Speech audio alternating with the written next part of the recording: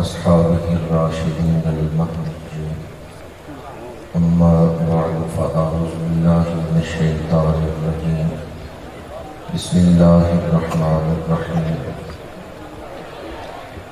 ولله العزة ولرسوله وللمؤمنين ولكن المنافقين لا يعلمون. صدق الله مولانا العظيم. إن الله وملائكته يصلون على النبي يا أيها الذين آمنوا صلوا عليه وسلموا تسليما. الصلاة والسلام عليك يا رسول الله وعلى آلك وأصحابك يا حبيب الله. الصلاة والسلام عليك يا خاتم الأنبياء والمرسلين وعلى آلك وأصحابك يا رحمة للعالمين.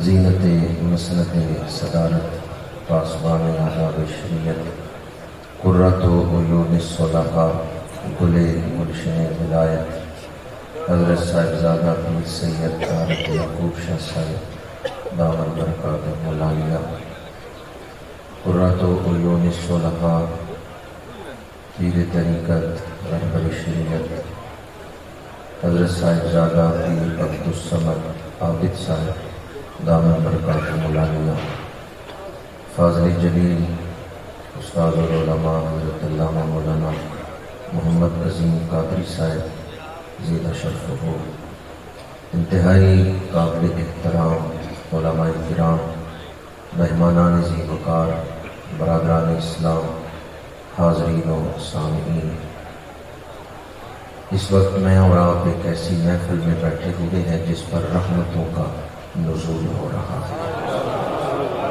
ابھی نعت خوانی ہو رہی تھی تو یوں محسوس ہو رہا تھا کہ جیسے کوئی جنتی درخت ہلا رہا ہے اور حاضرین کی جھولیوں میں جنتی پھول گر رہے ہیں۔ آج آپ لوگ جب اس محفل سے واپس اپنے گھروں کی طرف لوٹیں گے تو یہاں سے خالی ہاتھ نہیں جائیں گے، بڑی برکتیں اپنے ساتھ لے کر جائیں گے۔ تلاوت ہوئی، نعت خوانی ہوئی، بیانات ہوئے، آپ کی جھولی میں وہ موتی ڈالے جا رہے ہیں کہ اگر ان موتیوں کو سنبھال کے رکھیں گے تو یہ خزانہ قبر میں کام آئے گا، یہ خزانہ حشر میں کام آئے گا۔ اس سے پاک کی محفل اپنے اندر بہت ساری برکتیں رکھتی ہے اور بہت ساری نسبتوں کی حامل ہے۔ آج ہم سب ایک ایسی ہستی کے اس سے پاک کی محفل میں حاضر ہیں جو نہ صرف حالیہ کی سرزمین کے لیے ہی قابل فخر ہیں بلکہ پوری دنیا میں اہل سنت و جماعت کا وقار ہے۔ میں ابھی بیٹھا یہاں اس سے پاک کی محفل دیکھ کے سوچ رہا تھا کہ جس ہستی کے عرس میں آج ہم سب حاضر ہیں دنیا میں رہے تو قال اللہ وقال الرسول کی صدائیں بلند کرتے رہے، دلوں سے اندھیرے دور کر کے عشق رسول کے چراغ جلاتے رہے، لوگوں کا ٹوٹا ہوا رشتہ اللہ اور اس کے رسول سے جوڑتے رہے، اور آج اپنے مزار میں لیٹے ہیں پر ان کی قبر بھی تبلیغ کا ذریعہ بنی ہوئی ہے، ان کا مزار بھی فیض بانٹ رہا ہے۔ عرس پاک کی اس محفل میں تلاوت، ثنا خوانی، بیانات، یہ سارے سلسلے صاحب عرس کی اللہ کی بارگاہ میں مقبولیت ہے کہ آج ان کے مزار مبارک سے بھی تبلیغ دین کا سلسلہ جاری ہے۔ جس ہستی کے عرس میں ہم سب حاضر ہیں بہت اعلیٰ درجے کے آپ خطیب تھے، قادر الکلام تھے، بہت ساری اللہ نے آپ کو صلاحیتیں، خوبیاں، شانیں عطا فرمائی تھیں، لیکن میں آپ کے بارے میں اکثر یہ کہتا ہوں کہ آپ تو ایسی ہستی تھے، کسی محفل میں آ جاتے، بیان نہیں ابھی کیا، صرف آ کے بیٹھتے تو محفل کو چار چاند لگ جاتے۔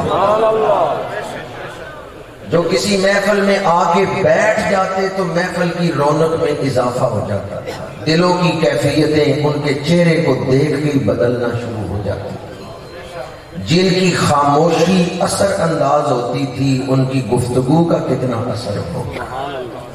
جو صرف محفل میں آ کے بیٹھتے تو دلوں کی حالتیں بدلتی تھیں، جب وہ گفتگو کرتے ہوں گے تو پھر کیا موتی لٹاتے ہوں گے۔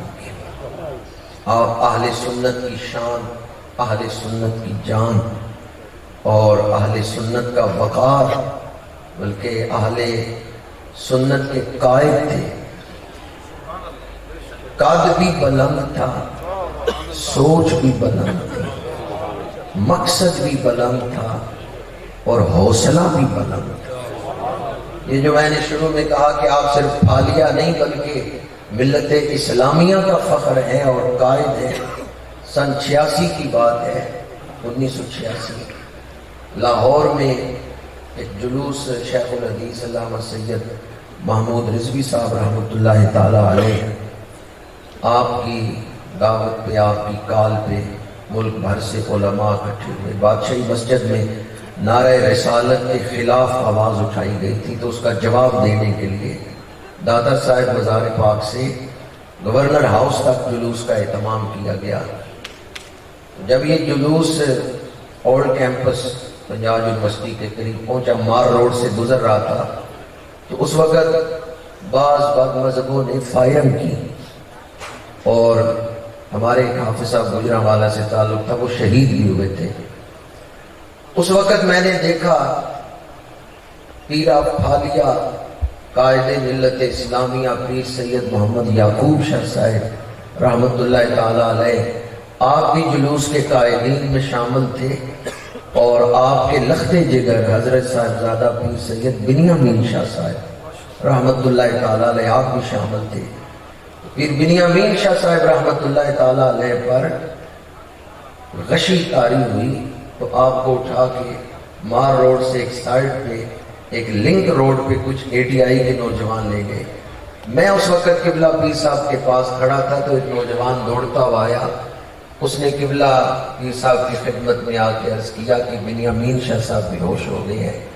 تو اس وقت جو جملہ صاحب عرس نے فرمایا تھا آج بھی میرے کانوں میں وہ گونج رہا ہے۔ آپ نے فرمایا دین تے پتر وارنا سیداں واسطے نواں کام ہے۔ اللہ اکبر، نعرہ رسالت یا رسول اللہ، نعرہ رسالت یا رسول اللہ، نعرہ تحقیق حق جاریہ، نعرہ حیدری یا علی، پیرا پھالیہ زندہ باد، پیرا پھالیہ زندہ باد۔ صاحب عرس قبلہ شاہ صاحب رحمۃ اللہ تعالی علیہ نے ارشاد فرمایا، جب ایک نوجوان اے ٹی آئی کا دوڑتا ہوا آیا، اس نے کہا کہ پیر بنیامین شاہ صاحب بے ہوش ہو گئے ہیں، تو آپ نے فرمایا دین تے پتر وارنا سیداں واسطے کوئی نواں کام۔ آپ تشریف لے گئے جہاں پیر بنیامین شاہ صاحب، چند اے ٹی آئی کے نوجوانوں نے آپ کو سرگود میں رکھا ہوا ہے سڑک کے کنارے۔ شاہ صاحب جب وہاں پہنچے تو پیر بنیامین شاہ صاحب بے ہوش نہیں ہوئے تھے، لیکن نڈھال ضرور ہو چکے تھے۔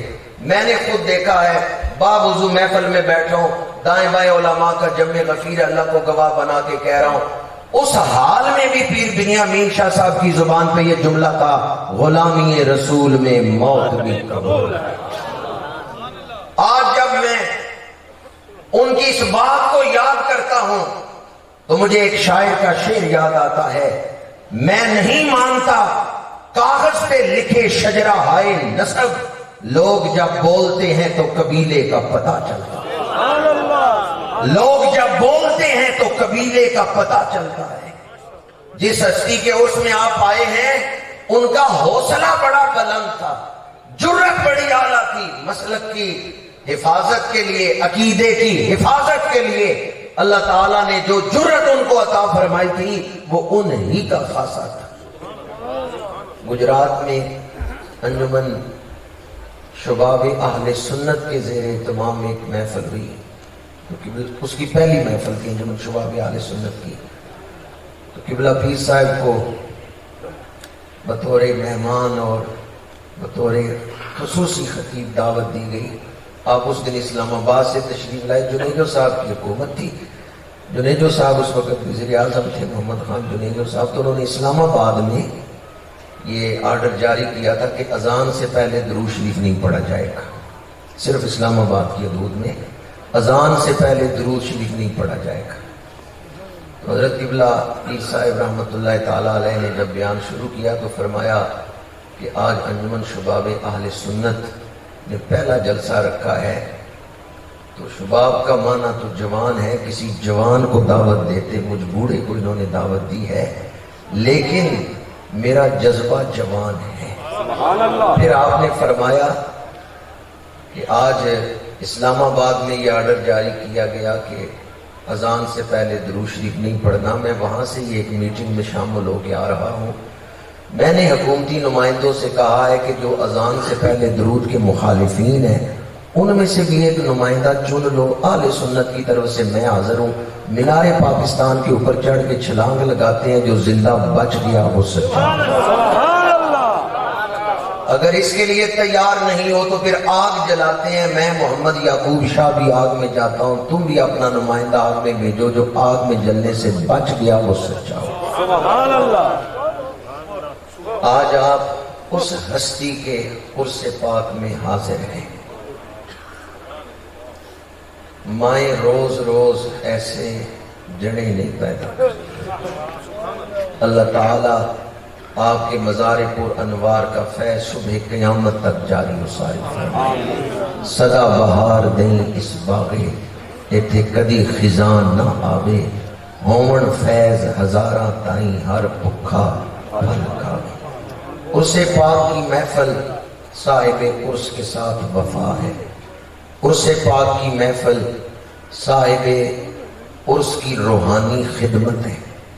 حضرت قبلہ شاہ صاحب رحمت اللہ تعالیٰ علیہ، میں سفر میں رہتا ہوں، کتنے علاقوں میں گیا ہوں جہاں آج بھی لوگ اس ہستی کا ذکر کرتے ہیں تو آنکھوں سے اشکوں کی برسات لگ جاتی ہے۔ بلا مبالغہ میں کہہ رہا ہوں، کتنے لوگ مجھے بتاتے ہیں بے بد عقیدگی اور بے عملی کے راستے پہ ان کی زندگی گزر رہی تھی، حضرت قبلہ شاہ صاحب کی زیارت کی ہے، آپ کا خطاب سنیں، بد عقیدگی بھی دور ہو گئی ہے، بے عملی بھی دور ہو گئی۔ سبحان اللہ۔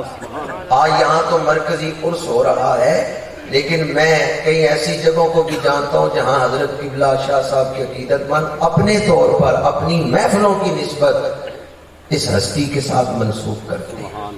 ابھی خطیب دل پذیر حضرت مولانا امجد علی فرشتہ صاحب یہاں تشریف فرمائے، اسٹیج پہ وہ بتا رہے تھے کہ آپ بھی اپنے گاؤں میں بڑے تسک و احتشام سے صاحب عرس کی یاد مناتے ہیں، اور بہت کم لوگ میں نے اتنے عقیدت مند دیکھے ہوں گے جتنی علماء حضرت قبلہ شاہ صاحب سے عقیدت رکھتے ہیں۔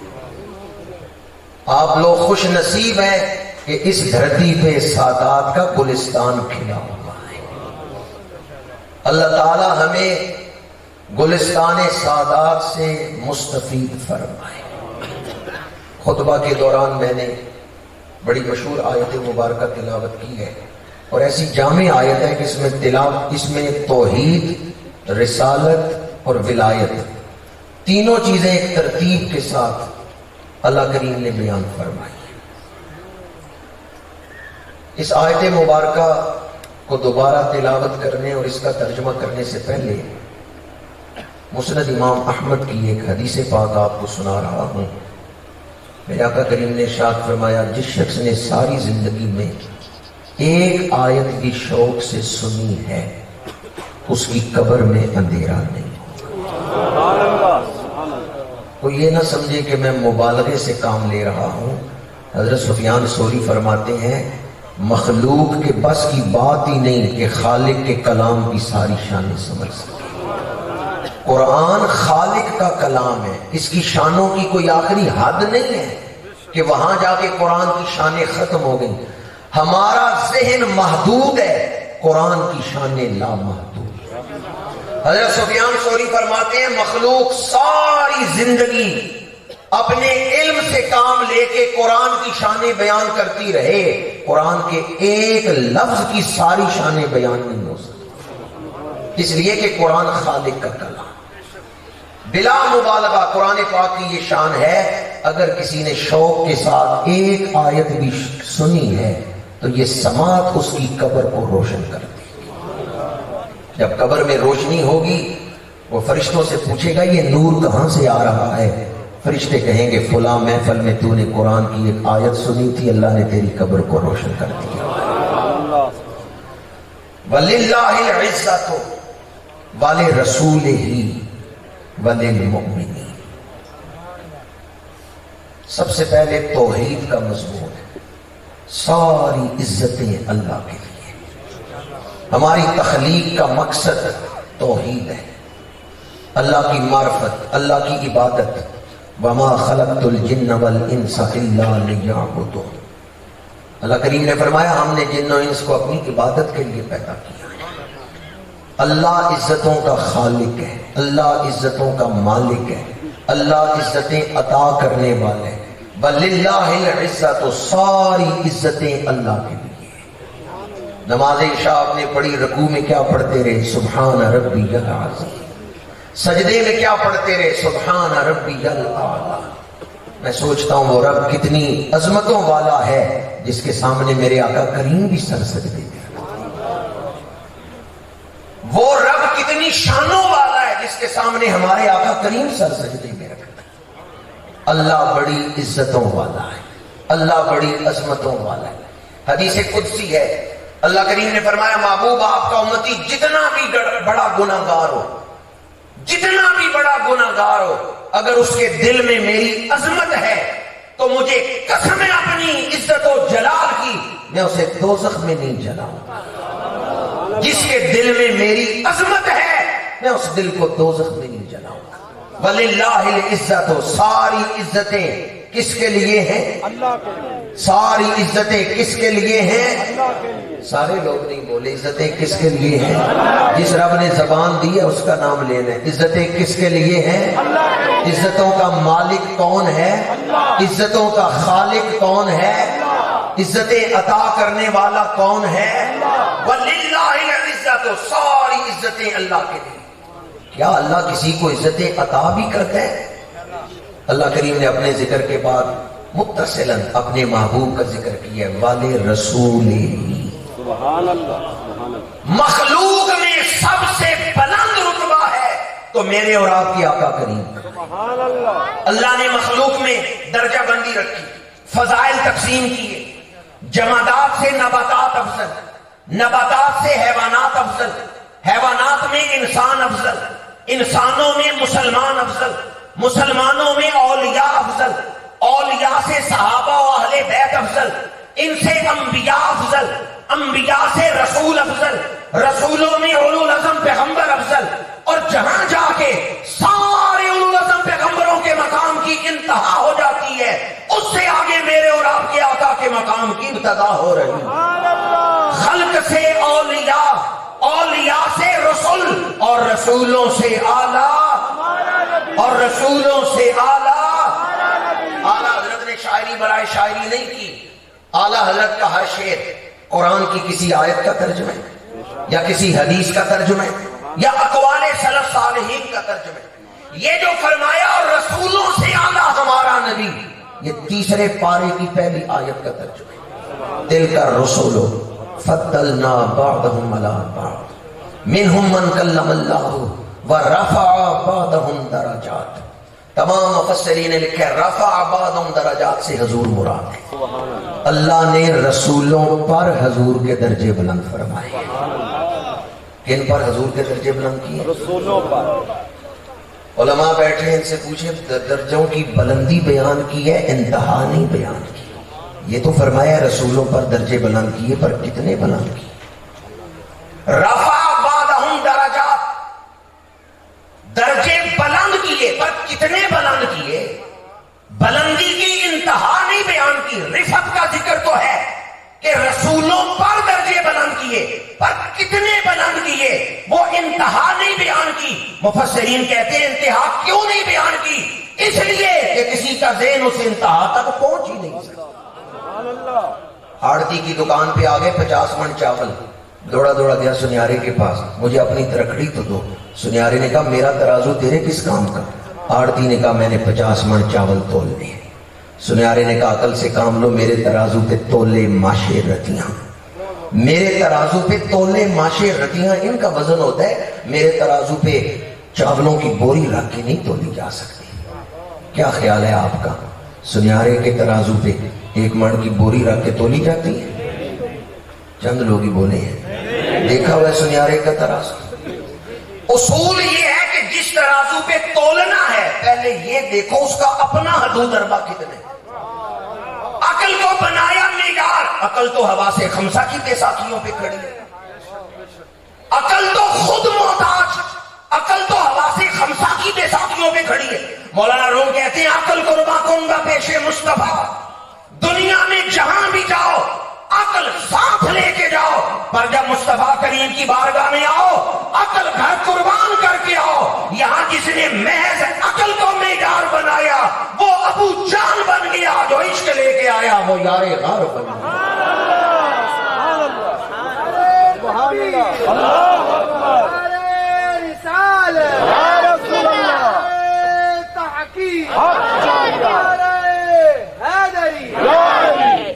وَلِلَّهِ الْعِزَّةُ وَلِرَسُولِهِ، اللہ نے اپنے رسول کو عزتیں عطا فرمائی۔ لا يمكن الثناء كما كان حقه بعد خدا بزرگ توئی، قصہ مختصر، مخلوق میں کوئی دوسرا حضور جیسا بنایا ہی نہیں۔ یہ مضمون خود حدیث پاک میں میرے آقا کریم نے بیان فرمایا، ترمذی شریف باب مناقب النبی، انا اکرم الاولین والآخرین ولا فخر۔ اور شمائل ترمذی حضور حیدر کرار شیر خدا کا فرمان ہے، یقول نائتہ لم ارى قبلہ ولا بعدہ مثلہ، یقول نائتہ لم ارى قبلہ ولا بعدہ مثلہ۔ شیر خدا فرماتے ہیں جو بھی حضور کی نعت پڑھنے کھڑا ہوگا اسے یہ ماننا پڑے گا، کہنا پڑے گا، نہ پہلوں میں کوئی حضور کی مثل ہے نہ پچھلوں میں کوئی حضور کی مثل ہے۔ جناب سفیان بن حارث بن عبد المطلب فتح مکہ سے چند دن پہلے انہوں نے کلمہ پڑھا، سیرت حلبیہ میں ہے، نعت لکھ کے حضور کی بارگاہ میں لائے۔ حضور کے چچا زاد بھائی ہیں، حضور کے چچے حارث، ان کے بیٹے ہیں جناب عبد المطلب کے بیٹے حارث، ان کے بیٹے ہیں سفیان، نعت لکھ کے لائے۔ نبی کان یجل الشک اللہ بما یوحا الیہ وما یقول فلم نر مثلہ فی الناس حیا ولیس لہ من الموتى عدیل۔ اس کا ترجمہ کیا گولڑے کے تاجدار نے، کوئی مثل نہیں ڈھونڈا، چپ کر مہر علی ایتھے۔ تاجدار گولڑا نے تو ترجمہ کیا ہے، اصل میں حدیث تقریری ہے، فلم نر مثلہ فی الناس حیا ولیس لہ من الموتى عدیل۔ اس کا ترجمہ تاجدار گولڑا کر رہے ہیں، کوئی مثل نہیں ڈھونڈا، چپ کر مہر علی ایتھے۔ اگر کوئی کہے بھی تاجدار گولڑا نے تو مبالغے سے کام لیے تو آپ اس کے سامنے یہ آیت پڑھیں، وما ارسلناک الا رحمۃ للعالمین۔ اللہ نے فرمایا محبوب ہم نے آپ کو عالمین کے لیے رحمت بنا کے بھیجا ہے۔ کس کے لیے رحمت بنا کے بھیجا ہے؟ بتا سکتے ہیں عالمین کتنے ہیں؟ عالمین جمع ہے نا عالم کی، جہانوں کے لیے رحمت بنا کے بھیجے ہیں، جہانوں کے لیے، تو جہان ہے کتنے؟ بعض مفسرین نے لکھا 18,000 سے زیادہ ہے، بعض نے کہا 27,000 سے زیادہ ہے، بعض نے کہا 40,000 سے زیادہ ہے۔ چلے کم از کم جو روایت ہے وہ لے لیتے ہیں 18,000 سے زیادہ ہے۔ نام بتا سکتے ہیں ان جہانوں کے؟ ذرا گن کے نام تو بتائیں ان جہانوں کے۔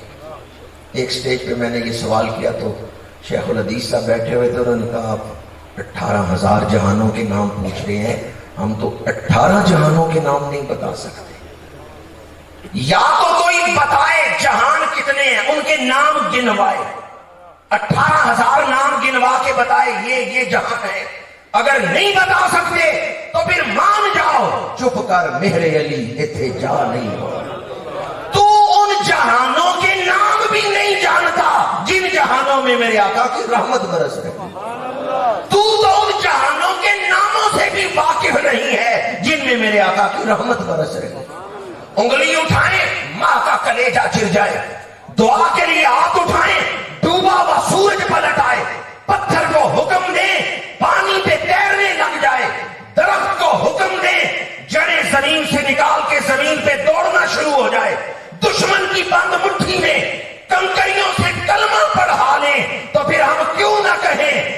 سرکار مہر علی کے تھے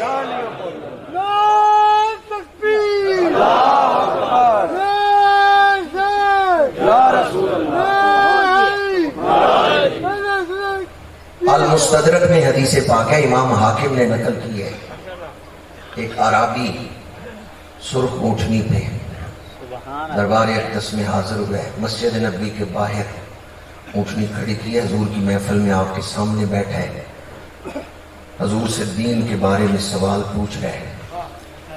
ایک عرابی آیا، اس نے عرض کیا یا رسول اللہ صلی اللہ علیہ وسلم، یہ جو سرخ اونٹنی پہ صحابی بیٹھ کے آئے ہیں نا، یہ اونٹنی چوری کر کے لائے، یہ ان کی اپنی نہیں ہے۔ میرے آقا کریم نے فرمایا تو اس پر کوئی گواہ لا سکتا ہے کہ یہ اونٹنی چوری کی ہے؟ اور جس نے الزام لگایا وہ کہتے ہیں میں ابھی گواہ نہیں دے سکتا، مجھے مہلت دی جائے۔ میرے آقا کریم نے حضور حیدر کرار کی طرف متوجہ ہو کے فرمایا کہ اس کے گواہ دیکھنا۔ امام حاکم روایت کرتے ہیں اس دوران دروازے پہ کھڑی اونٹنی انسانوں کی طرح بولنے لگی۔ اب بعض دوستوں نے تو خوش ہو کے کہہ دیا سبحان اللہ، بعض سوچ میں پڑ گئی ہے اونٹنی کیسے بولنے لگی۔ شارحین حدیث لکھتے ہیں جن کے وجود کی برکت سے ابو جہل کی مٹھی میں کنکریاں بول سکتی ہیں، یہ وجود نبوی کی برکات میں سے ہے کہ اونٹنی بولنے لگی۔ اور بعض شارحین حدیث نے لکھا ہے کہ بول فرشتہ رہا تھا، آواز اونٹنی کے منہ سے آ رہی تھی۔ اگر آپ یہ تشریح مانیں پھر بھی یہ وجود نبوی ہی کی برکات میں سے۔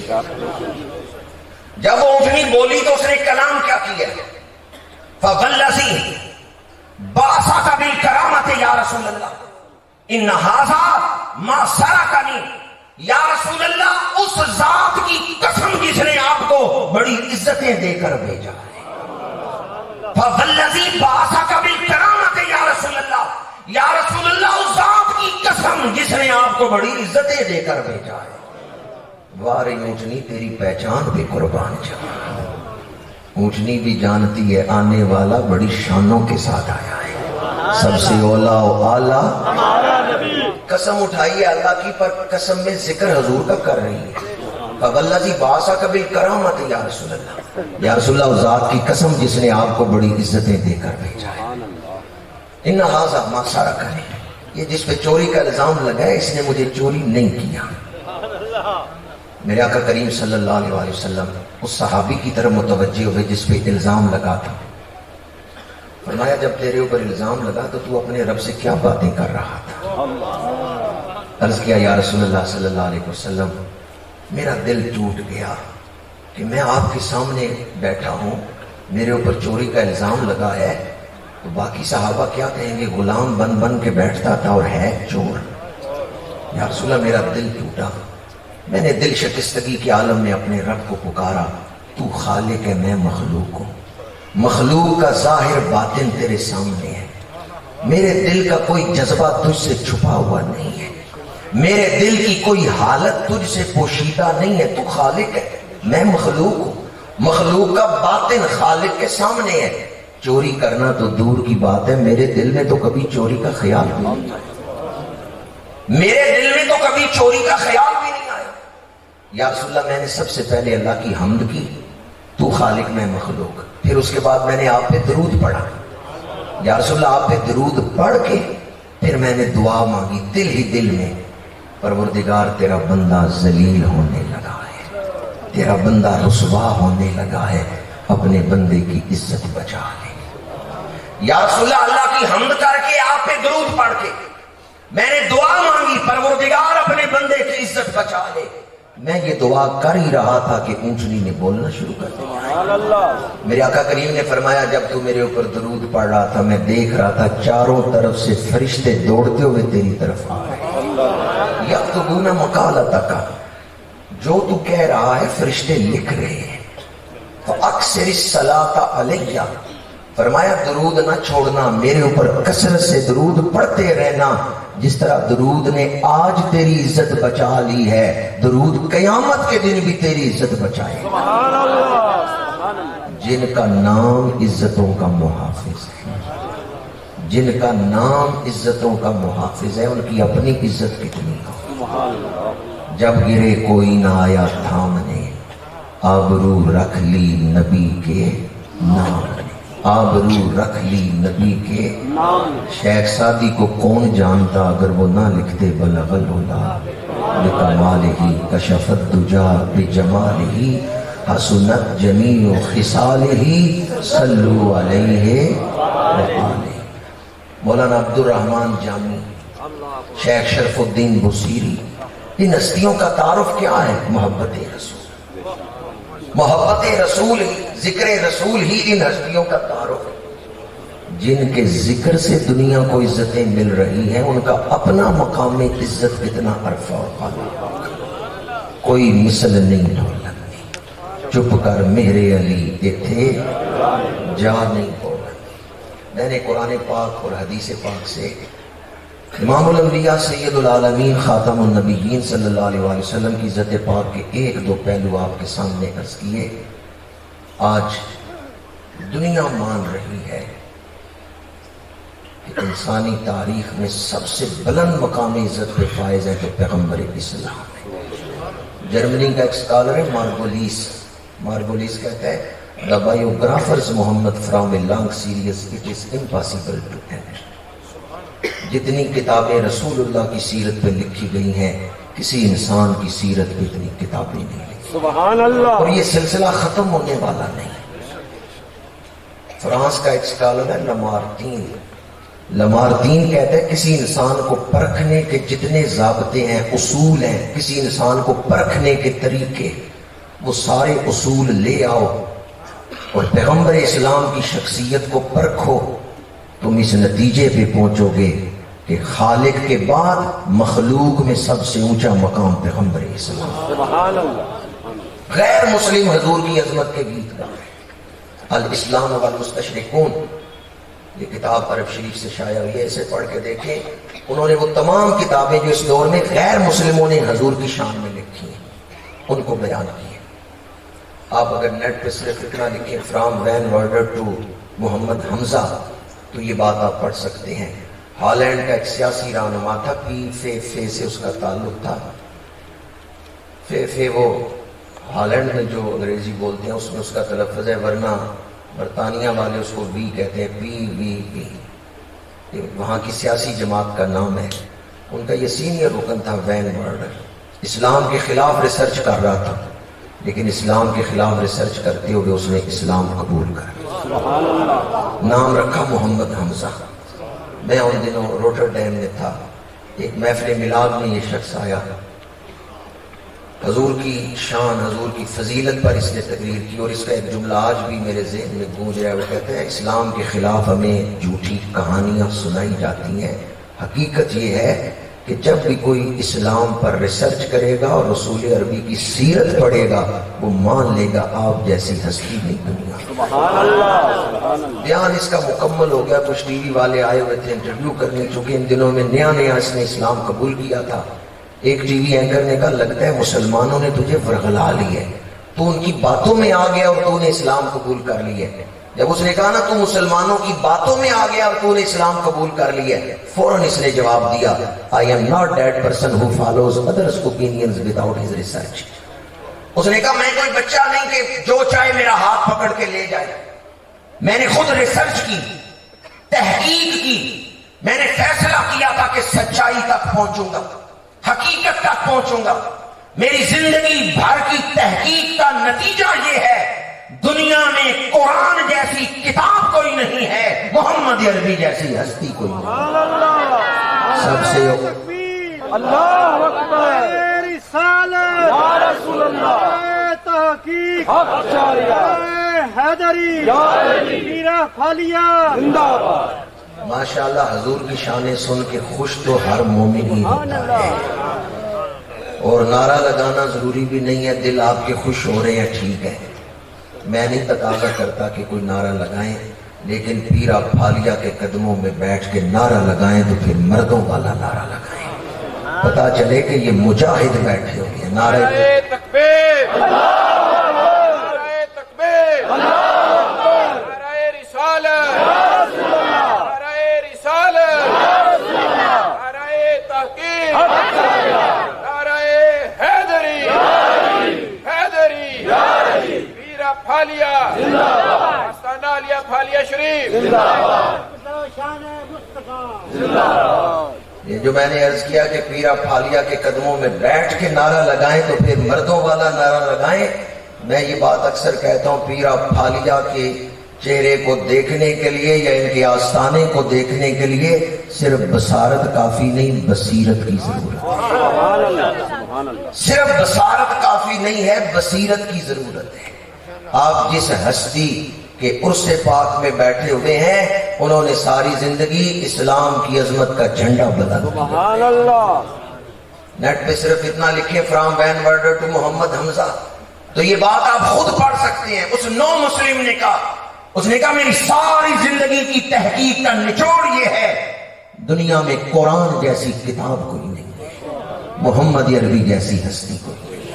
سب سے اولا و اعلیٰ ہمارا نبی، سب سے بالا و والا ہمارا نبی. وَلِلَّهِ الْعِزَّةُ وَلِرَسُولِهِ، اللہ بھی عزت والا ہے، رسول بھی. تو جو ان کا بن جائے، اللہ جو عزت والا ہے، رسول بھی عزت والے ہیں، تو جو ان کا بن گیا وہ بھی. ایمان کس چیز کا نام ہے؟ زبان سے کلمہ پڑھنے کا یا دل دینے کا؟ بندہ زبان سے کلمہ پڑھے، دل نہ حضور کو دے، حضور کا بنے نہ.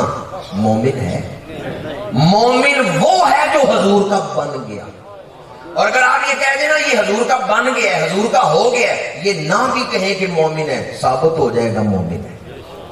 قرآن مجید نے یہ اسلوب اختیار کیا، محمد الرسول اللہ والذین معہ اشداء علی الکفار. یہ نہیں فرمایا والذین آمنوا بہ، فرمایا والذین معہ. یا لا آمنو کا لفظ نہیں آیا، معہ کا لفظ کیوں آیا ہے؟ مفسرین کہتے ہیں جب یہ بیان ہو گیا کہ یہ حضور کے بن گئے ہیں، اب ایمان کے بیان کی حاجت کیا رہے؟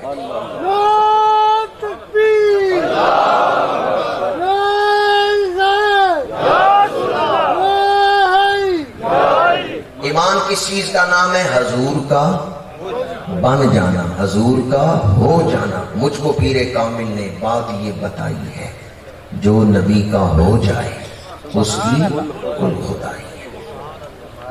اللہ بھی عزت والا ہے، رسول بھی عزت والے ہیں، تو جو ان کا بن گیا وہ بھی. اس لیے تیسرے مقام پر قرآن پاک نے اہل ایمان کی شان بیان کی ہے، وَلِلْمُؤْمِنِينَ، فرمایا اہل ایمان عزت والے ہیں، مومنین عزت والے ہیں. جب یہ آیت نازل ہوئی اس وقت مومنین کون تھے؟ میں اور آپ تو پیدا نہیں ہوئے. جب یہ آیت نازل ہوئی کہ مومنین عزت والے ہیں، اس وقت مومنین کون تھے؟ چند لوگ ہی بولے ہیں کون مومنین تھے؟ اس وقت اہل بیت بھی مومن ہیں، صحابہ بھی مومن. جب قرآن مومنین کا لفظ بولے تو اہل بیت کو نکال نہ دیں. یہ غفلت سے ہی ظلم کرتے ہیں ہم، دھیان نہیں ہوتا اس طرف. وَلِلْمُؤْمِنِينَ علماء بیٹھے ہیں، اہل بیت بھی شامل ہیں یا نہیں؟ اہل بیت بھی شامل ہیں، بلکہ سب سے پہلے عورتوں میں کلمہ پڑھا ہے تو محسنہ اسلام ام المومنین حضرت سیدہ خدیجہ الکبریٰ رضی اللہ تعالی عنہا نے پڑھا.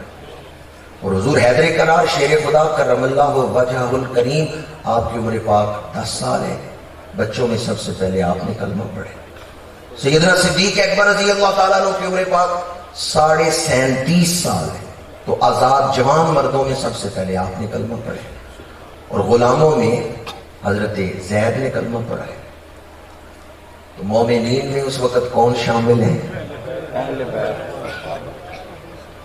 ہم جو درود پڑھتے ہیں نا اس میں ہمارے عقیدے کا اظہار ہو جاتا ہے، الصلاۃ والسلام علیک یا رسول اللہ وعلی. حضور قبلہ پیر صاحب پھالیا کے قدموں میں بیٹھنے والوں، اپنی قسمت پہ ناز کرو. فتنوں کے اس دور میں آپ اس عقیدے کے حامل ہیں جس میں ادب ہی ادب ہے. ہم کسی ذی احترام ہستی کے بے ادب نہیں. اہل بیت ہمارے سروں کے تاج ہے، اہل بیت کے قدموں کی خاک ہماری آنکھوں کا سرما ہے. امام ربانی سیدنا مجدد الفسانی رحمۃ اللہ تعالی علیہ مکتوبہ شریفہ میں لکھتے ہیں، اہل بیت سے محبت کا حسن خاتمہ میں بڑا عمل دخل ہے. یعنی جو اہل بیت سے سچی محبت کرتا ہے مرتے دم اس کی زبان پہ کلمہ جاری ہو جائے گا۔ اور ہم تو صبح و شام یہ دعا مانگتے ہیں، الہی بحق کے بنی فاطمہ کہ بار قول ایمان کنی خاتمہ، اگر دعوتم رد کنی بر قبول، منو دست و دامانے آل رسول۔ ہم آل و اصحاب سب کے نوکر ہیں۔ آل کس کی؟ حضور کی۔ اصحاب کس کے؟ حضور کے۔ جو اصحاب سے محبت کرتا ہے وہ بھی حضور کی وجہ سے کر رہا ہے، اور جو آل سے محبت کرتا ہے وہ بھی حضور کی وجہ سے کر رہا ہے۔ اس آیت مبارکہ کا پہلا مصداق تو آل و اصحاب ہیں، اور پھر قیامت تک آنے والی ساری امت، تابعین، تبع تابعین، جو بھی مومن ہے وہ اس آیت کے عموم میں شامل ہے۔ اس آیت سے مفسرین نے شان ولایت کو بیان کیا کہ اہل ایمان کو اللہ نے عزتیں عطا فرمائی ہیں۔ جو عزتیں اللہ نے اہل اسلام کو، اہل ایمان کو عطا فرمائی ہیں، ان میں ایک بہت بڑی عزت یہ ہے، مومن دنیا سے چلا جائے، دنیا سے پردہ فرما گئے، قبر میں دفنا دیے گئے، حدیث پاک ہے، میرے آقا کریم نے ارشاد فرمایا، جس وجود سے خیر پھیلتی رہی، جب وہ وجود دنیا سے چلا جائے تو جس قبر میں لٹایا جائے گا وہ قبر بھی خیر والی جگہ بن جائے گی۔ اس وجود سے خیر پھیلتی رہی، دنیا کو نفع ملتا رہا، وہ وجود جو دین پھیلنے کا ذریعہ بنا، نیکی پھیلنے کا ذریعہ بنا، وہ وجود جو برکت والا وجود ہے، برکت والا وجود جب دنیا سے گیا تو جس قبر میں رکھا گیا وہ قبر بھی برکت والی جگہ بن گئی۔ سر کی آنکھوں سے آپ قبروں کو دیکھیں تو آپ کو مٹی کی ڈھیریاں نظر آئیں گی، آپ سر کی آنکھوں سے قبروں کو نہ دیکھیں، ایمان کی آنکھوں سے دیکھیں۔ نسبت چیزوں کی حیثیت کو بدل دیتی ہے۔ نسبت کا قسمت کے ساتھ بڑا گہرا تعلق ہے۔ نسبت اچھی تو قسمت اچھی، یا قسمت اچھی ہو تو نسبت اچھی مل جاتی ہے۔ ذات کا کتا ہے پر بیٹھ ولیوں کے دروازے پہ گیا ہے، اللہ نے اس کتے کو بھی شان عطا فرما دی ہے۔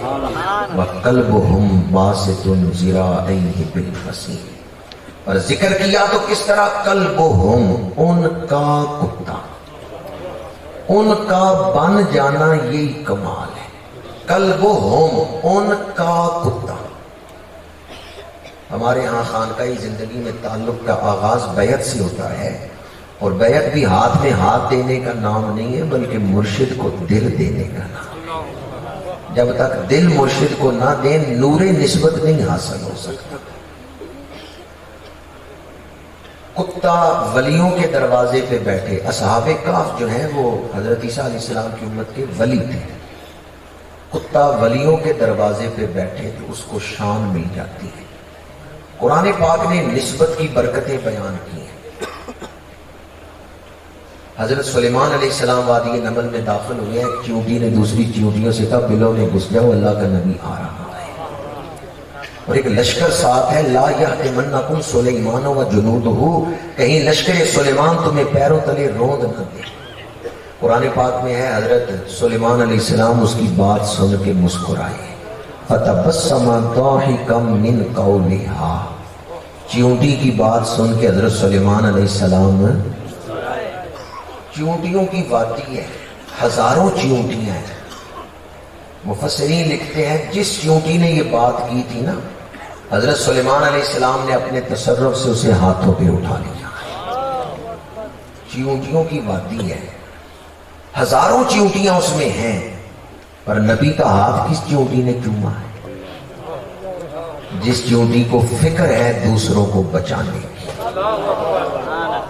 جس نے کہا اپنے آپ کو ہلاکت سے بچاؤ، بلوں میں گھس جاؤ، اپنے آپ کو بچانے کی تدبیر اختیار کرو۔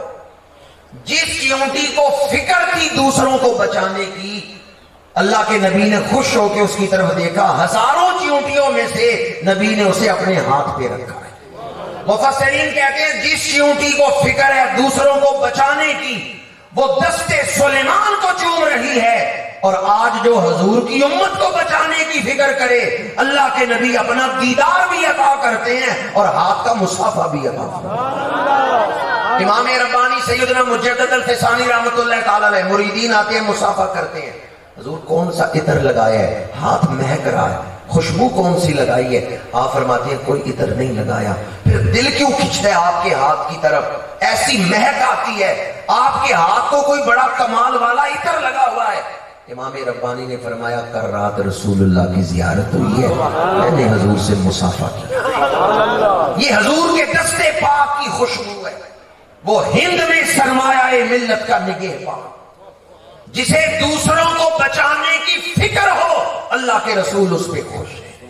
اب دل تھام کے مجھے بتائیں جس ہستی کے عرس میں بیٹھے ہیں، ساری عمر ساری زندگی یہ ممبروں پہ بیٹھ کے کس فکر میں سفر کر کے ممبروں پہ بیٹھ کے بیان کرتے رہے، حضور کی بھولی بھالی امت کو دوزخ سے بچا کے جنت کے راستے پہ چلا،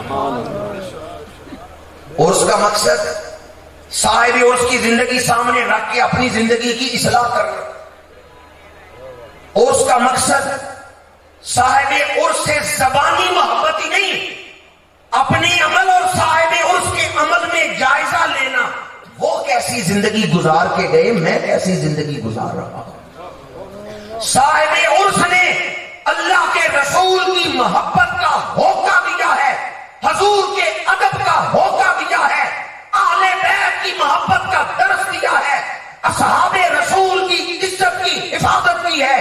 آج عرس پاک میں کوئی ہے جو صاحب عرس کی محبت کا دامن تھام کے یہ عہد کرے، جس مشن کے لیے میرے پیر نے زندگی گزاری، جس مشن کے لیے اہل سنت کے استاجدار نے زندگی گزاری، آج ہم عہد کرتے ہیں ناموس رسالت کے لیے آخری وقت تک پہرا دیتے رہے۔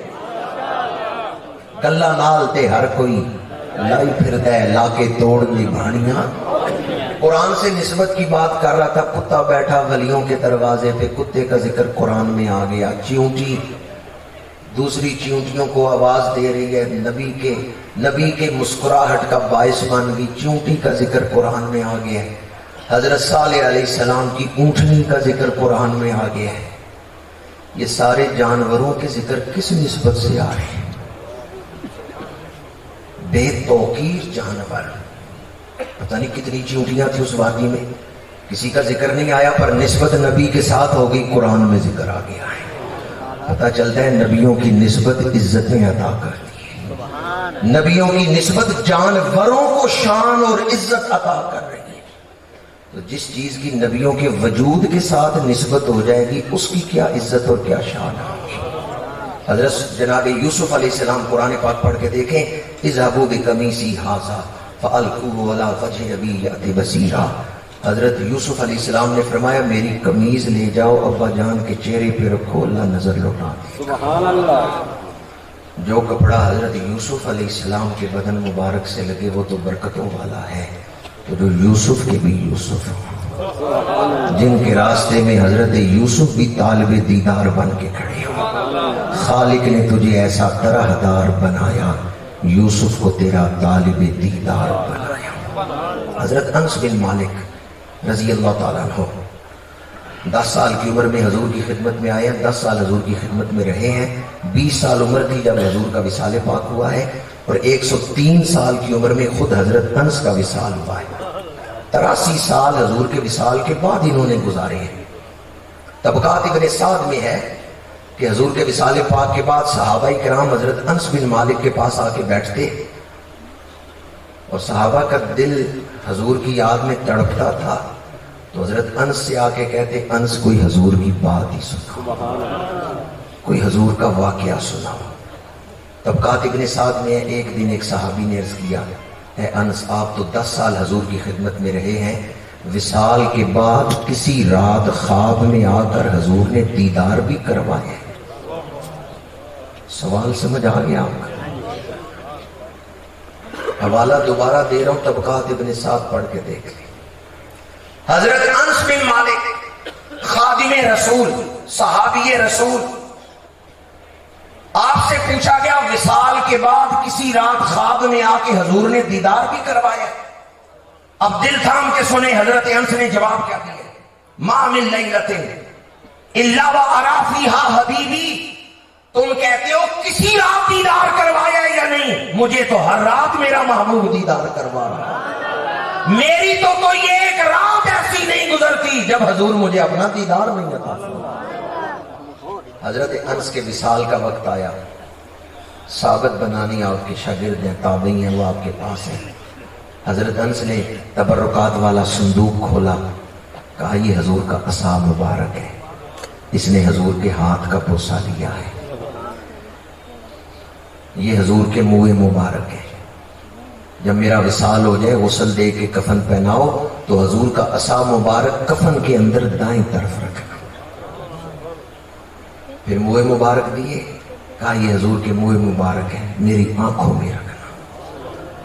پھر ایک شیشی نکالی، کہا لوگ کفن پہ کافور مل دیتے ہیں، عطر لگا دیتے ہیں، میں نے اس وقت کے لیے یہ شیشی سنبھال کے رکھی ہے۔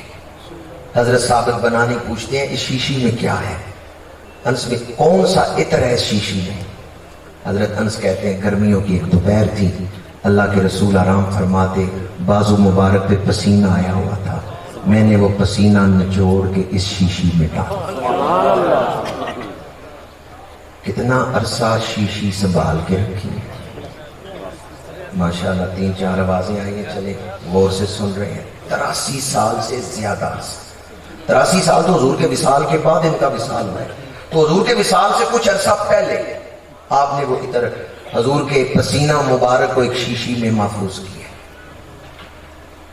کہا جب میرا وصال ہو جائے غسل دے کے کفن پہناؤ، عصا مبارک کفن میں رکھنا، منہ مبارک آنکھوں میں رکھنا، پھر میرے چہرے پہ یہ حضور کا پسینہ مبارک مل دینا۔ عمل بڑے لے کے گئے ہیں، وہ رتبے بڑے ساتھ لے کے گئے ہیں، حج کیے ہیں، جہاد کیا ہے، لوگوں کو کلمہ پڑھایا ہے، قرآن اور حدیث کا علم لوگوں کو دیا ہے، پر قبر میں جاتے ہوئے حضور کے تبرکات اپنے ساتھ لے کے جاتے، ان چیزوں کی نسبت حضور کے ساتھ ہو گئی۔ ثابت بنانی فرماتے ہیں جب ہم نے وہ شیشی کھولی اور آپ کے کفن کو حضور کا پسینہ مبارک لگایا، دوبارہ پوچھ رہا ہوں کتنے عرصے بعد وہ شیشی کھولی گئی ہے؟ ثابت بنانی کہتے ہیں بصرے کی گلیوں میں عجب خوشبوؤں کے حلے آ رہے ہیں۔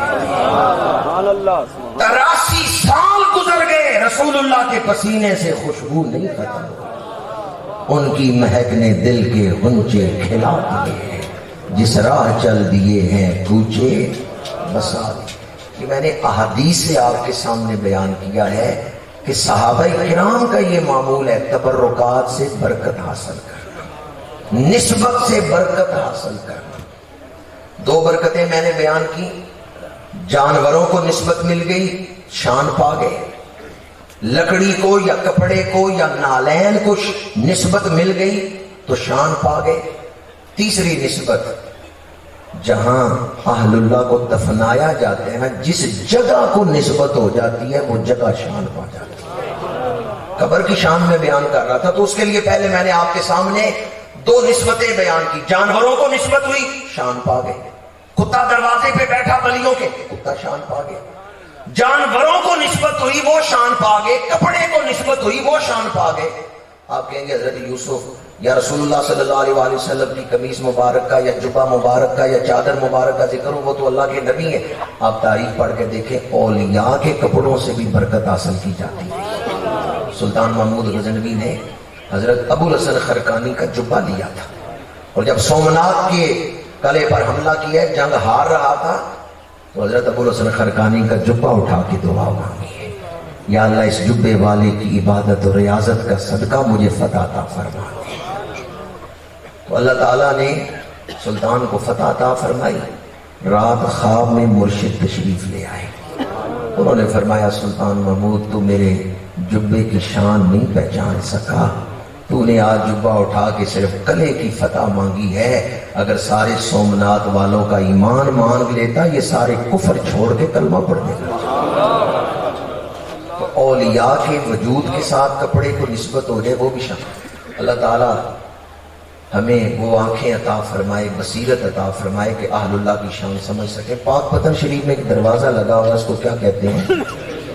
بشتی دروازہ۔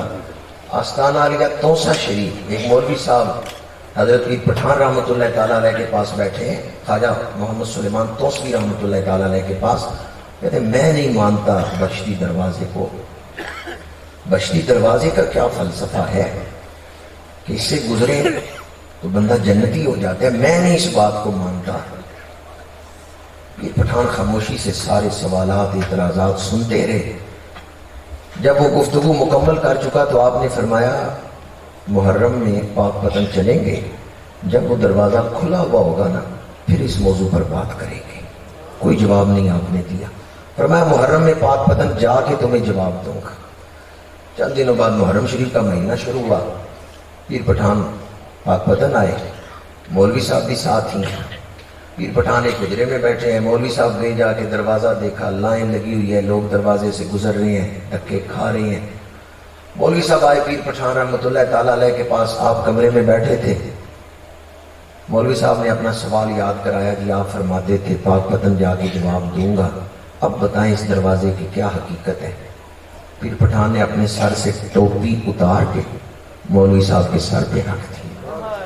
فرمایا مولانا جاؤ جا کے دروازہ دیکھو۔ کہا میں دیکھ کے آیا ہوں، لائن لگی ہوئی ہے۔ فرمایا نہیں، اب جا کے دیکھو، اب درویش کی ٹوپی تمہارے ساتھ۔ مولوی صاحب آئے، کیا دیکھا؟ لائن تو پہلے بھی دیکھ کے گئے تھے، اب کیا نظر آیا کہ جو لائن میں لگے ہوئے ہیں نا ان میں کچھ لوگ ایسے ہیں جن کا دھڑ بھی انسانوں والا ہے، چہرہ بھی انسانوں والا ہے، ورنہ کئی ایسے ہیں کہ انسانی دھڑ میں جانور کو لے کے چل رہے ہیں۔ ان کے باطن کا جو چہرہ ہے وہ بگڑا ہوا ہے، اعمال کا اثر باطن پہ ہے۔ لیکن جب وہ اس دروازے سے گزرتے ہیں، دروازہ گزرنے سے پہلے اعمال کے مطابق چہرہ ہے، پر جو ہی دروازے سے گزرتے ہیں ان کا چہرہ انسانی بن جاتا ہے۔ واپس آئے، حضور پیر پٹھان نے فرمایا دیکھ لیا یہ دروازہ کیا کرتا ہے؟ مولوی صاحب نے کہا میرے دل میں کوئی سوال نہیں ہے، مجھے پتا چل گیا اہل اللہ کے دروازے سے گزرے تو باطن کا چہرہ سنور جاتا ہے۔ سبحان اللہ۔ اعمال کا اثر جو روح پہ ہوتا ہے وہ ختم ہو جاتا ہے۔ اور بہت ساری تشریحات ہیں بہشتی دروازے کی۔ صاحب قبر کی دعا سے مرتے دم کلمہ نصیب ہو جاتا ہے، اور جو ایمان پہ جائے گا وہ جنت میں جائے گا۔ صاحب قبر کی دعا سے، حضرت بابا صاحب کی دعا سے ایمان پہ خاتمہ نصیب ہو جاتا ہے۔ اور بہت ساری تشریحات۔ ایک آدمی مجھے کہنے لگا جنت تو 7واں آسمانوں سے اوپر سدرۃ المنتہا سے آگے، دروازہ پاک پتن میں کیسے لگ گیا؟ جہاں گھر ہوگا وہیں دروازہ ہوگا۔ گھر پھالیے میں ہے، دروازہ منڈی بابالدین میں جا کے تو نہیں دکھانا، جہاں گھر ہے وہاں ہی دروازہ ہے۔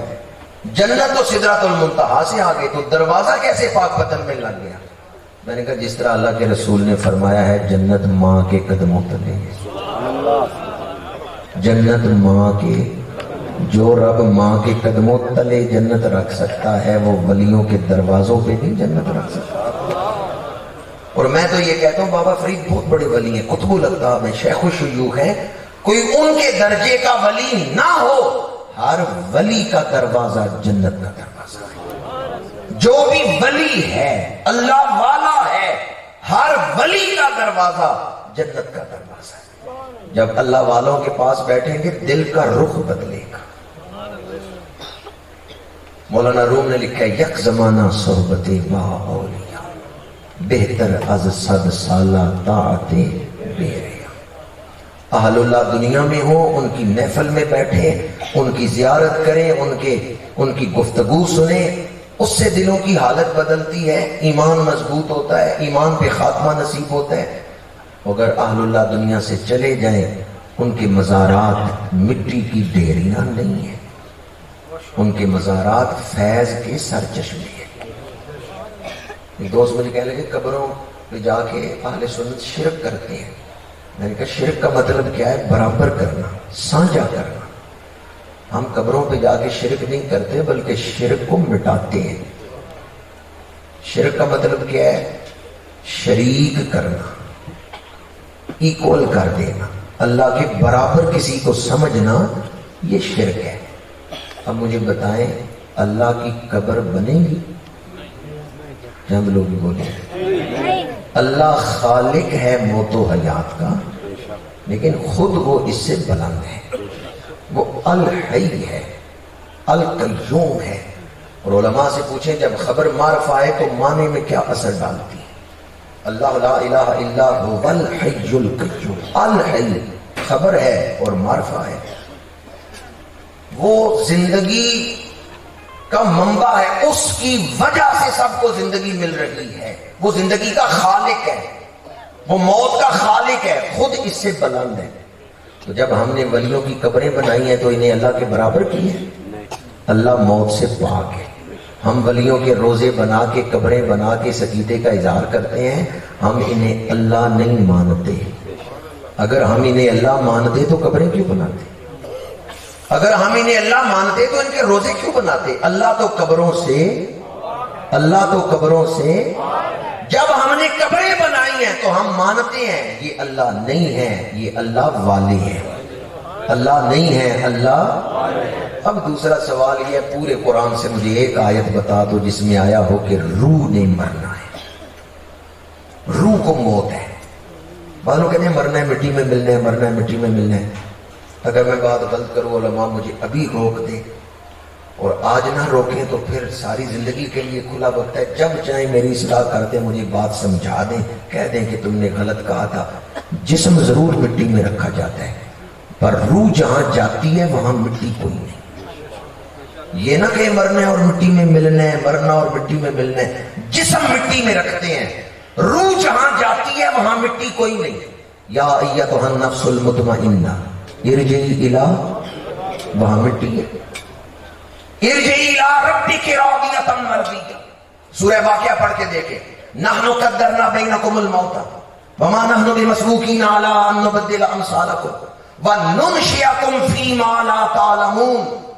سورہ واقعہ کی آیات بتا رہی ہیں جب تمہیں موت آتی ہے ہم ایک جہان سے دوسرے جہان میں لے جاتے ہیں۔ آپ سیڑھیاں چڑھ رہے ہیں، پچھلی سیڑھی سے پیر اٹھایا اگلی سیڑھی پہ، اس سے پیر اٹھایا اگلی سیڑھی پہ، تو پچھلی سیڑھی چھوڑ کے اگلی سیڑھی پہ گئے تو مک گئے ہیں جی؟ بات سمجھ رہے ہیں؟ جو کہ نا مر گئے تو مک گئے، مر گئے تو فنا ہو گئے۔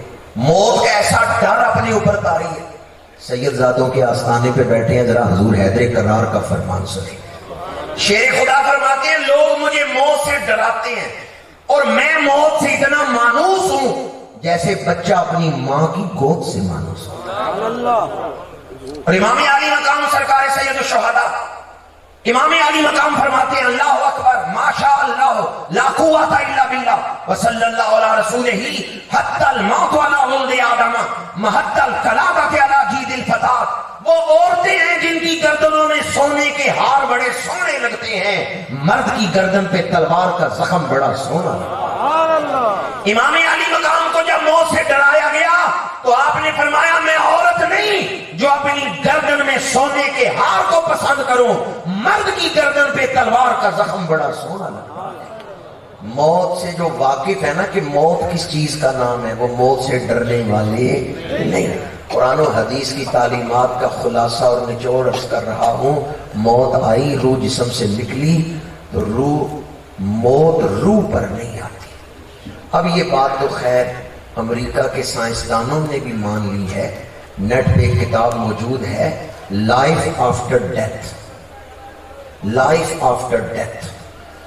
امریکہ کے چند سائنسدانوں نے مرنے والوں پر تحقیق کی کہ موت وارد کیسے ہوتی ہے۔ ڈاکٹروں نے کہا یہ بندہ 2 دن بعد مر جائے گا، سائنسدان اٹھا کے لے گئے، اپنے کیمرے فٹ کیے، اپنے انداز سے ریسرچ کی موت آتی کس طرح، وارد کیسے ہوتی ہے۔ ان سائنسدانوں نے اپنے اپنے تجربات لکھے، وہ سارے مضامین جمع کر کے ایک کتاب شائع کی گئی لائف آفٹر ڈیتھ۔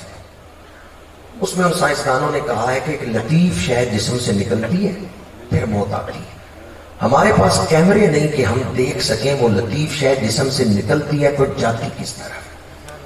میں نے جب لائف آفٹر ڈیتھ کا یہ مضمون پڑھا تو میں کہنے لگا وہ کیمرے ملتے ہیں پر امریکہ سے نہیں ملتے، خاک مدینہ کو آنکھوں کا سرما بنانے سے۔ کہ وہ لطیف شے کیا ہے؟ سائنسدانوں نے کہا یہ تو ثابت ہوا ہے کہ لطیف شے نکلتی ہے اس کے بعد موت آتی ہے، پر ہم اس کی حیت و کیفیت نہیں بیان کر سکتے، اور جسم سے نکل کے کدھر جاتی ہے یہ بھی نہیں بیان کر سکتے۔ میرے آقا مدینے والے نے سارے کچھ تمام معاملات بیان کیے ہیں کہ روح نکل کے جاتی کس طرح سے، کن معاملات سے روح گزرتی ہے۔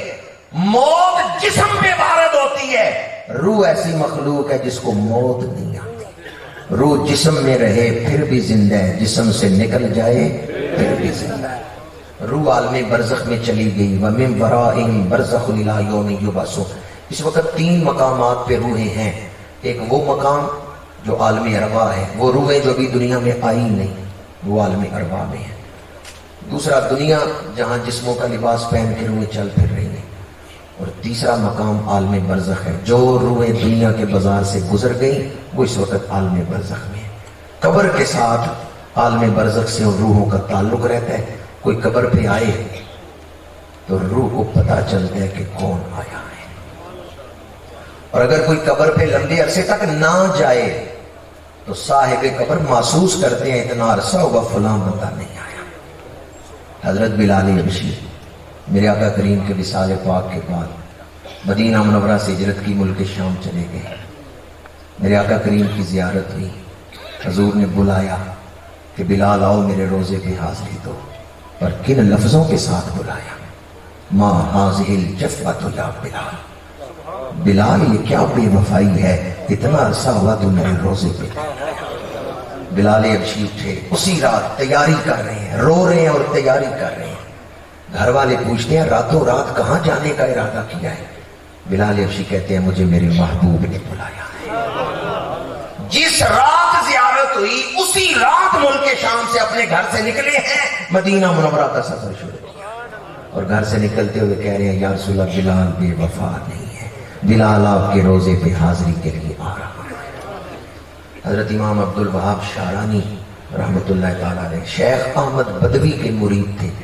ایک سال عرس پہ نہیں گئے، چند دن بعد عرس صاحب مزار کے پاس گئے، عرس پہ حاضری دی، مزار پہ حاضری دی تو دربار پہ بیٹھے ہوئے ایک مجاور نے کہا شعرانی اس دفعہ آپ عرس پہ نہیں آئے۔ تو امام عبد الوہاب شعرانی نے اس مجاور سے پوچھا کہ تمہیں کیسے پتا چلا کہ میں عرس پہ نہیں آیا؟ عرس پہ تو بڑا رش ہوتا ہے، تمہیں کیسے پتا چلا اس دفعہ میں عرس پہ نہیں آیا؟ اس مجاور نے کہا جب عرس والا دن گزر گیا، اگلی رات خواب میں کیا دیکھتا ہوں کہ شیخ احمد بدوی رحمت اللہ تعالیٰ علیہ مزار شریف کے باہر بیٹھے ہیں اور عرس شریف میں آنے والوں کو دیکھ رہے ہیں اور فرماتے ہیں فلاں بھی آیا ہے، فلاں بھی آیا ہے، فلاں بھی آیا ہے، یہ عبد الوہاب شعرانی کیوں نہیں آیا؟ مجھے اس وقت پتا چلا کہ آپ نہیں آئے۔ کبھی وہ مضمون پڑھ کے دیکھیں، امام عبد الوہاب شعرانی کا قلم آنسو بہاتا ہے کہ اگر تم اپنے مشائخ یا والدین کی قبروں پہ حاضری نہ دو تو وہ محسوس کرتے ہیں کتنا عرصہ ہوا ہمارا عزیز نہیں آیا۔ میاں محمد صاحب عارف کھڑی رحمت اللہ تعالیٰ علیہ، انہوں نے جب اتیان الارواح کی روایات پڑھی، اعلیٰ حضرت کی کتاب ہے اتیان الارواح، کہ روحیں اپنی اولاد کی طرف دیکھتی ہیں، گھروں میں آتی ہیں۔ اشیات علامات میں شیخ عبدالحق محدث دہلوی نے بھی وہ روایات نقل کی ہیں۔ میاں محمد صاحب عارف کھڑی کہتے ہیں ماں باپ کی روحیں اولاد کی طرف دیکھتی ہیں کہ یہ دعا کے ذریعے ہماری مدد کرے۔ اپنے آپ کو مخاطب کر کے وہ کہتے ہیں تیری اولاد ہی کوئی نہیں، تو عالم برزخ میں جا کے کس کے گھر کی طرف دیکھے گا کہ وہ تجھے تحفے بھیجے؟ کون بندے نو یاد کرے سی، ڈھونڈے کون قبر نو، کس نو درد اساڈا ہو سی، وانگ اور رنڈے ورنو، رود رود گنن سب جاسن آپو اپنے گھر نو، تیرا روح محمد بخشا تکسی کیڑے در نو، تیرا روح محمد بخشا تکسی کیڑے در نو۔ مرشد کریم کی زیارت ہوئی، انہوں نے کہا غم نہ کر، جو میرے پاس آئے گا وہ تیرے پاس بھی حاضری دے گا۔ یہ شعر جو نئی تعمیر ہوئی ہے نا کھڑی شریف گنبد شریف کے چوطرفہ لکھا ہوا ہے کہ رود رود گھنن سب جاسن آپو اپنے گھر نو، تیرا روح محمد بخشا تکسی کیڑے دارنو. جو بات ہمارے محدثین نے احادیث کی روشنی میں لکھی ہے کہ روحیں انتظار کرتی ہیں، وہی بات صوفیاء نے اپنے مکشوفات کی روشنی میں لکھی ہے، صاحب قبر انتظار کرتے ہیں. جب آپ اپنے والدین یا مشائخ کی قبروں پہ حاضری دیتے ہیں ان کی روحیں خوش ہوتی ہیں. اور شعب الایمان میں تو حدیث پاک کی یہ الفاظ ہیں، جب دعا کی جائے تو صاحب قبر کو اتنی خوشی ہوتی ہے، دنیا و ما فیہا کے تمام خزانے دے دیے جائیں، روح اتنی خوش نہیں ہوگی جتنی اس دعا سے خوش ہوگی. آپ خوش نصیب ہیں جو ایک اللہ والے کے مزار پہ حاضر ہیں، اس ہستی کے روضہ مبارکہ پہ آئے ہیں جو ملت اسلامیہ کا فخر ہیں اور جن کا مزار بھی قادری رضوی فیض کا مظہر ہے. اللہ تعالی شرعی آداب کے ساتھ ہمیں مزار مبارک اور سلسلہ عالیہ کے مشائخ کی توجہات سے مستفید فرمائے. آپ کے نسبت فیصل آباد شریف محدث اعظم پاکستان کے ساتھ تھی، تو ہمارے علاقے میں محدث اعظم کے ایک شاگرد گزرے ہیں اور بڑی علمی شخصیت تھے، مفتی حبیب اللہ نعیمی صاحب رحمۃ اللہ تعالی علیہ. انہوں نے ایک دفعہ یہ بات مجھے سنائی، کہتے ہیں میں حاضر ہوا اپنے استادوں کے مزار پہ، تو وہاں آپ کا ایک جاروب کش تھا، اس نے پہلے سے چائے بنا کے رکھی ہوئی تھی اور جلیبیاں بھی رکھی ہوئی تھیں. تو میں جب فاتحہ پڑھ کے مڑنے لگا تو اس نے مجھے روکا اور کہنے لگا مفتی صاحب چائے پی کے جائیں. تو میں نے کہا میرے آنے سے پہلے تو نے کیسے اہتمام کیا ہے؟ اس نے کہا اللہ کی قسم اٹھا کے اس نے کہا مجھے خواب میں محدث اعظم کی زیارت ہوئی ہے، انہوں نے مجھے بتایا تھا حبیب اللہ نعیمی آ رہا ہے، تم نے اس کی یہ خاطر تواضع کر لی. آپ محض مٹی کی ڈھیری پہ نہیں آئے، آپ محض مٹی کی ڈھیریوں پہ نہیں جاتے. حضرت داتا صاحب کشف المعجوب کے چھٹے باب میں لکھتے ہیں میری کوئی دعا قبول نہ ہو تو میں حضرت باجزید بستامی کے مزار پہ جا کے جھاڑو پھیرتا ہوں، اللہ میری دعا قبول فرما. حضرت قبلہ پیر صاحب نے مجھے 1 گھنٹہ کہا اور 1 گھنٹہ ہو چکا ہے، میں ان الفاظ پر ہی گفتگو سمیٹتا ہوں. فتنوں کے اس دور میں گھٹا ٹوپ تاریکی میں حضرت قبلہ پیر سید محمد یعقوب شاہ صاحب رحمۃ اللہ تعالی علیہ کا مزار مینارہ نور ہے. یہاں ادب نیاز سے حاضری دیتے رہیں تو یقیناً سینہ روشن رہے گا، محبت رسول کی کیفیات دل میں موجزن رہیں گی. اللہ تعالی ہمیں اپنے مشائخ کے مزارات سے مستفید فرمائے، ان کی تعلیمات پر عمل کی توفیق عطا فرمائے، اور جس مشن کے لیے انہوں نے زندگی گزاری اس مشن سے وفا کی توفیق عطا فرمائے. وما علینا الا البلاغ.